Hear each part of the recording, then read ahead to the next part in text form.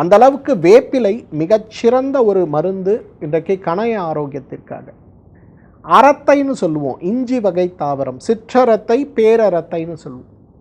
இந்த சிற்றரத்தை அப்படிங்கிறது மூட்டு வலிகளுக்கோ உடல்ல தேங்கி கிடக்கக்கூடிய வாத நீரையும் வெளியேற்ற மிகச்சிறந்த ஒரு மருந்து. பேரரத்தை அதே போல கவுட்டுன்னு சொல்லக்கூடிய ஆர்த்ரைட்டிஸ் நோய்க்கு மிகப்பெரிய மருந்தாக இருக்கிறத நம்ம பார்க்கணும்.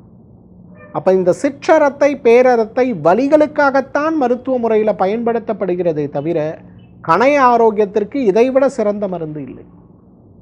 சில சர்க்கரை நோயாளிகள் என்னிடத்தில் வரும்போது அவர்களுடைய சர்க்கரை எப்பொழுதுமே 350, 400, 500ன்னு இருக்கிறத நான் பார்த்துருக்கேன்.